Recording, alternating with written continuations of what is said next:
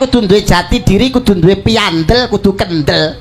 Kendelmu kalah karo kewan. Lah kok iso? Kewan paling kendel dhewe apa? Ora anu Pak, apa ki jenenge tikus Pak?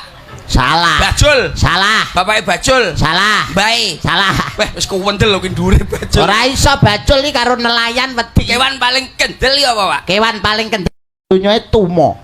Lah apa enek untumoe cuwilik iso Tapi kendel? paling kendel. Lah kok iso? Tumoe wani ngidek-ngidek ndase marang tuamu lho. Kowe apa wani ngidek-ngidek ndase marang tuamu? Oh iya. Ora wani. Ora Rawani kowe. Berarti kewan paling kendel. Paling kendel tumo. Lah terus kewan paling ngayal apa Pak? Kewan paling ngeyel paling tidak ya kancil. Lah kancil kurang ngayal, rada Girek. Wah ora enek jengkok kira iki. Tikus. Wah ora. Pak tikus. Wah ora.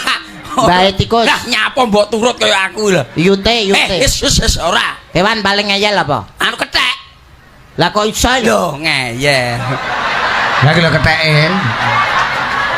Heeh, keteke tukang ngeyel. Ngeyel lho Kita pertanyaanmu ke piye to, Dik? Lah, iya, Sing alon-alon.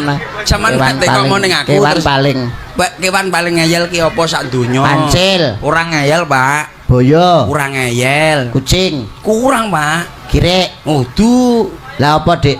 kethek, Pak. Aku Lah kok iso lho? lho.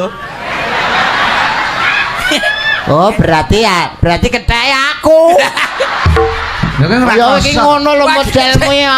Eling lho. Ngawake dhewe budal ya bareng paling tidak aku ya wis tak anggap adikku dhewe. Ya matur nuwun, Pak. Gelem ta? Gelem, Pak. Berarti kowe adike kethek. Hah? Cek, Pak, rene alon-alon Pak. Alon-alon, Pak. Alon-alon. Apa ta? Piye, Pak? Kowe kan wis tak anggap dulurku dhewe, Iya, iya, Pak, wis tak iya. anggap adikku dhewe. Gelem ta? Gelem, Pak. Lah ya kowe berarti adike kethek. Buli, Mbok. Apa?